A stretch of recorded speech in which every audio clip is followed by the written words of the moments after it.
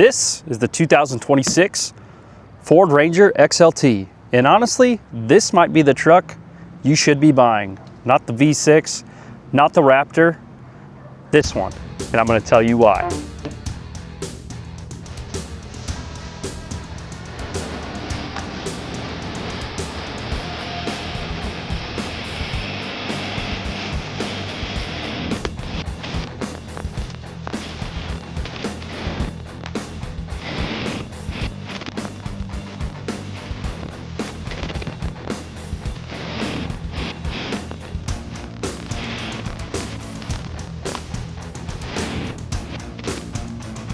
Before we get started, I'd like to give a huge shout out to Joe Machens, Capital City Ford here in Jefferson City, Missouri for allowing me time with this vehicle.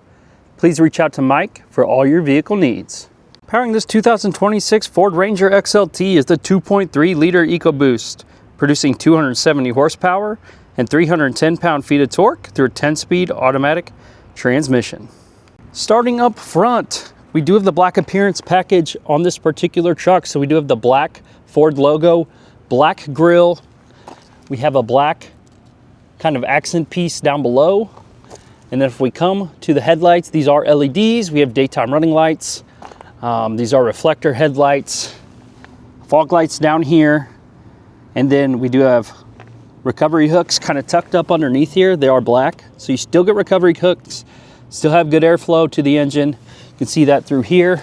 To the passenger side, we have these reflectors on these flares right here, which are color matched, and then our wheel and tire setup. Let's talk about this. This does have the FX4 package. So these are 255 65 R18s. These are all-terrain tires, Goodyear Wranglers.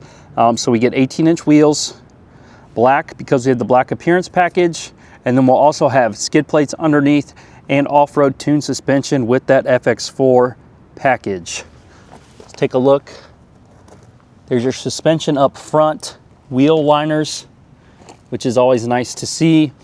And as I mentioned, the black appearance package, there's your black XLT logo, black mirror caps. We do get blind spot monitoring on these, and then we have black door handles. No side step for this particular truck. Then coming to the back, we have off-road tuned suspension. So you kind of see it there with this FX4 package. We are leaf sprung in the back as well.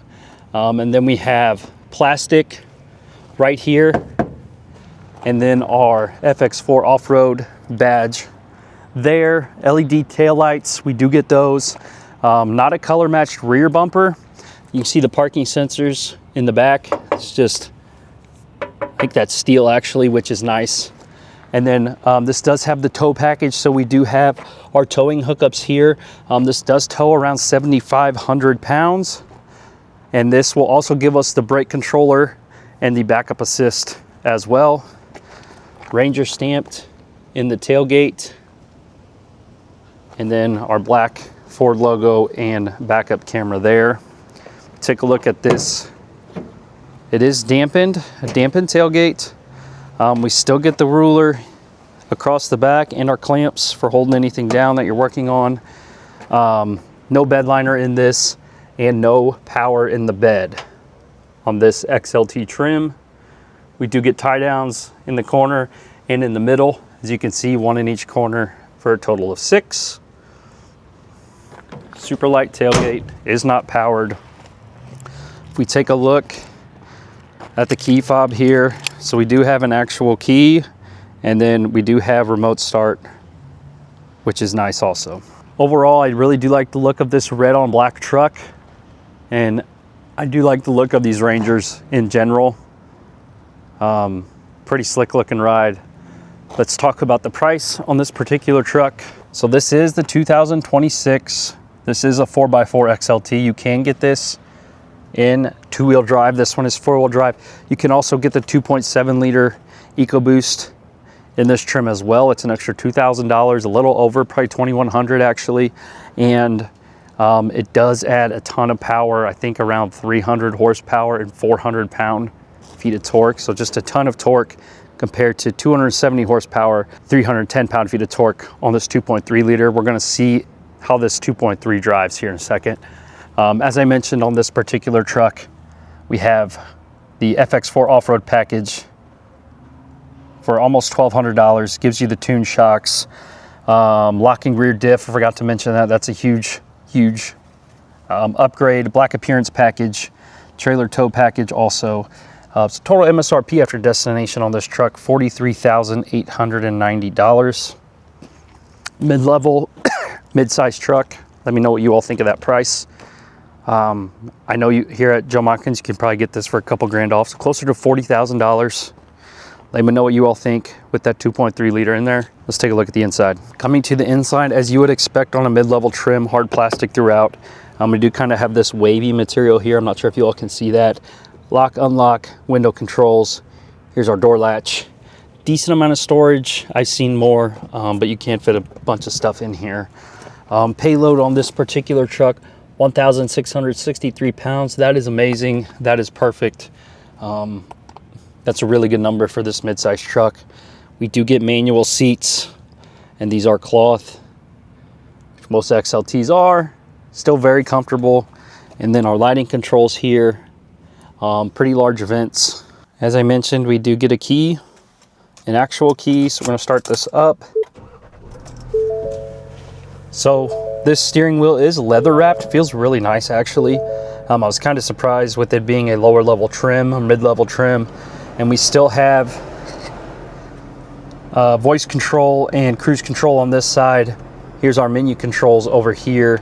So as I mentioned, we do get a fully digital gauge cluster, so you can customize this just like all the other F-150s that have this. Then we do have this kind of piano black trim. I'd like to see this be a black Ford logo since we do have the black appearance package. Not a huge deal. And then we have the vents, and we do get the larger infotainment screen still. So it's vertical, as you all can see. If we take a look, your different options here, you got a camera button up top here. There's your backup camera. Takes up about a third of the screen, I'd say. Decent resolution. It's better than some of the F-150s I see, to be honest. So no 360, no off-road cameras. And then we have our climate control all down here, which is super nice. USBs right here. No wireless charging. We do have a little bit of storage right here for your phone. And then the shifting knob is really nice. Electronic parking brake. Here's where I think this XLT is kind of surprises me, is the transfer case. Now we don't have 4 auto. We just have 2 high, 4 high, 4 low. But we do get drive modes. Similar selection. So we have Eco, Sport, Tow Haul, Slippery, Mud and Ruts, and Sand. So lots of different drive modes in this. I even think the FX4 off-road package might give you one extra on maybe the Sand or the Mud and Ruts. And then down here we have our ABS control and our auto start stop. And then if we click the off-road button, this brings up our off-road page. So if you are doing off-roading in this truck, you still get your pitch and roll, your tire pressure, and then we do get trail control, or hill descent control, whatever you want to call it. And there's our rear locker. So for an XLT trim to have a rear locker, I think that's awesome. The FX4 package is under $2,000, and you get a rear locker, skid plates, better tires, and the off-road tuned suspension. So that is a must in my opinion. And then coming down, just a leather, super soft top actually. This is really, really soft, really cushiony. And then there's the inside. Not much room. You do get another charger in there as well. Then coming to the passenger side, more vents, nice little shelf, which is great. And then just a standard auto dimming mirror, sunglass holder, no rear window back there. Not a huge deal in my opinion. So coming to the back, same material as up front. We just have window controls, door latch, same, a little bit less storage. And then coming to the back, one thing Ford does really well is have these cutouts in these seats for your knees, your rear passengers. And then one thing they don't do well is there's no rear air vents, which having little ones, not a huge fan of. I do have 2 chargers there. As far as sitting, this seat is all the way back. So I have this seat all the way back. I'm about 5'11", and my knees still don't touch. And that seat is too far back for me right now.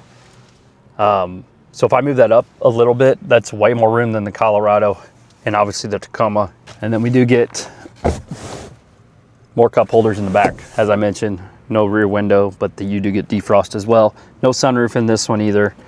Not a huge deal breaker in my opinion. Let me know what you all think of the styling of the interior, of the exterior of this truck. We're gonna take it for a spin here shortly. We'll just do one more walk around. I really like the black appearance package, and I'm digging this red color on this truck. You can see down there also just have a single exhaust. No point in listening to the engine because it's super quiet. So with that being said, let's take it for a spin. All right, we are off with 2026 Ford Ranger XLT. See how this thing rides. So far, driving it through the parking lot here, I'm pretty impressed with the suspension on it. I know it's nothing special, but it kind of soaks up some of these bumps, at least better than my F-150 XLT I have.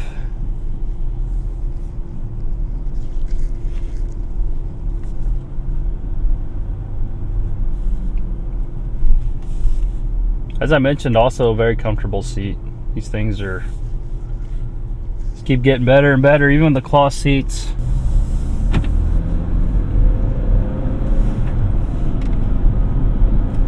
Power's not bad. 2.7 is better, obviously, but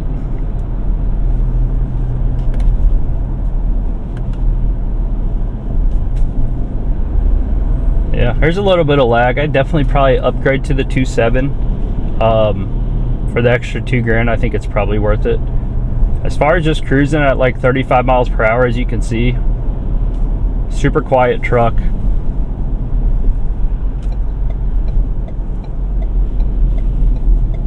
Handles really well too. I love the size of these midsize. Maybe when my kids get a little older and we get rid of the car seats, maybe we'll I'll upgrade, downgrade, whatever you want to call it, to one of these midsize trucks. Yeah, let me know what you all think of this truck. It's super smooth.